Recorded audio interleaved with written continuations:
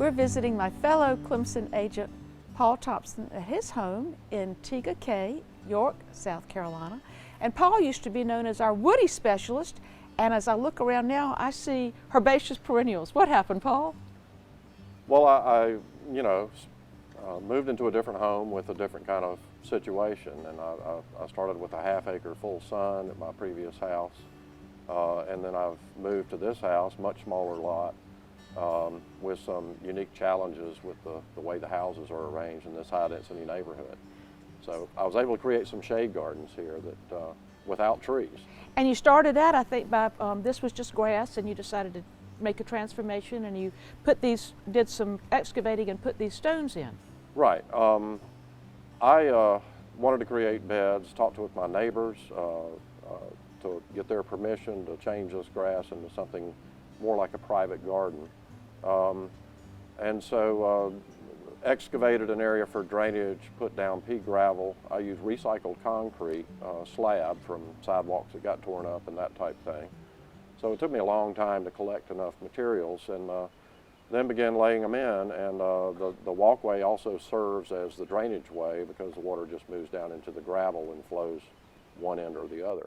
And as we walk in the garden, there's a beautiful Japanese maple, and I think it has some special significance. It is. It was a gift from my mom as a housewarming present when we first bought this house and moved in, and so it takes a prominent place at the entrance to this garden. And then we look and see that the hostas and ferns are so beautiful, especially the fern that's near the bench. Tell me about that, please. Well, that's called a ghost fern. It's actually a hybrid fern between the American lady fern, which is a native, and the Japanese painted fern.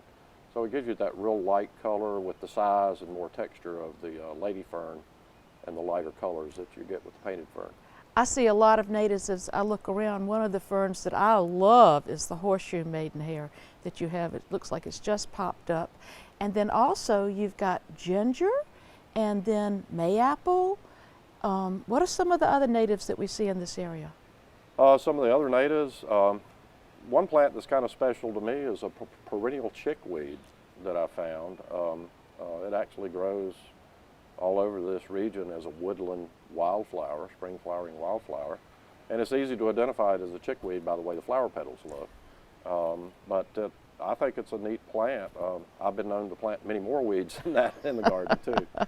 And then I see some bloodroot, which is always a favorite of mine. Right, that was a gift from a master gardener, and it's decided to volunteer, and so I've got seedlings coming up everywhere. I need to find a new home for. You've got seedlings all over this garden, but another woody plant that's particularly pretty right now is the pieris.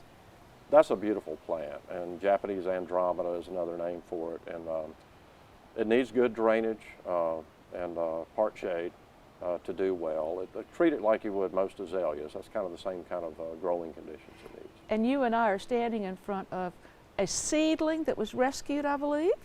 Right, growing under a mature Japanese maple, might have been 500 seedlings under it, and I pulled up one. It was only about 12 inches tall and planted it 3 years after I planted the maple that my mom gave me, and it's already caught up and surpassed the other maple. At the end of the garden, you have a beautiful display, a bamboo fence, and you said you figured out a way to keep it from rotting. Would you share that with us? Well, bamboo actually is very durable, very weatherproof. You certainly have problems with large diameter cones splitting, but if you could actually split it and use it as slats. Basically, I just put some PVC pipe and some concrete that was small enough diameter to fit into the bottom of the bamboo poles, and then just put a bolt through it so I keep the bamboo off the ground. And if you can keep it out of contact with the ground, it'll last. And it's got great vines on it. I love the combinations. Tell us about that, please. Well, I planted our state flower, the Carolina yellow jessamine, and of course that always runs right up to the top of a trellis and everything's up top, and so I had this void down below. So several years later I planted a clematis, and they work well together. And the clematis comes in the early spring and does its thing, and then you pretty much don't see it the rest of the year. And and the jessamine is there, of course, late winter, early spring flower. Let's move on over to the other side of the house and see what's growing there. And I see you repeated a vine, but boy, this is one floriferous vine.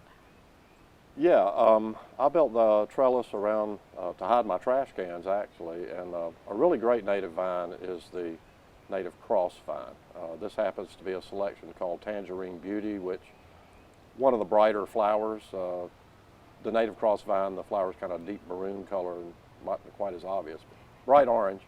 And it's evergreen, and it just makes a nice green wall. And at the bottom of that is one of the most beautiful hellebores I've ever seen. I'm just green with envy. Tell me what that is. I wish I knew the name of it. Uh-huh. It was a gift from giving a talk somewhere long ago, and I'm just bad about not writing down names. I usually throw the tags away. But I tried looking it up and trying to discover what it might be via internet, but there's so many variegated hellebores there, none of them look like that one. So I'm really not quite sure what the varietal name for that one Well, is. it's fabulous regardless. I see that you've got natives over here too, and green and gold is just a wonderful little cover, isn't it? Yeah, that is a really nice little native ground cover. It grows like a strawberry plant, but in the early to mid-spring, it's just full of yellow flowers. Holds up pretty well in the wintertime, might look a little ratty sometimes, but it comes right back in the spring. It's just a great native, especially for shade gardens. And you said this heuchera is also one of the natives, and you've been real pleased with it. Right. This one is actually, yeah, it's a native Heuchera americana, and I've found that it really outperforms a lot of the hybrids. I've planted many of the hybrids, and they do great for a few years, but then they seem to just start going a little downhill. Well, and you like different textures and colors, and boy, that trillium is sure a beauty. It is, and I've never grown trillium before. I was happy to see it survive, but it looks like it's actually doing well. I see new offsets coming out from underneath the plant and things, so apparently it's in a happy spot. At the end of the garden, you have geraniums, which are in many gardens, but this does not look like the geraniums that sit in clay pots on people's back steps. No, these are true geraniums. The ones that people buy as geraniums are not really technically a geranium at all, although they're called that. But these are nice perennials, a lot to choose from. This is a special gift from a master gardener who has since passed away that she gave me out of her garden. And it's been a delight, and it's grown and been more vigorous every year. You have such an active master gardener group, and you've told me that at y'all's office, y'all have some beds that y'all keep where we can see some of these same beautiful plants that you have here and some others. Where is that, Paul? Well, we're in downtown York at 120 North Congress Street, and the county moved us into the old library several years ago. The front landscape's dominated by a huge deodar cedar tree, and so there's a shade garden got created out front of the office under that tree, and then in the back we've got some demonstration raised bed vegetable gardens so people can see that technique of raising vegetables. Well, we've had a wonderful time, and I want to spend some more time learning about these perennials from you. Thanks for coming, Amanda. Enjoyed it.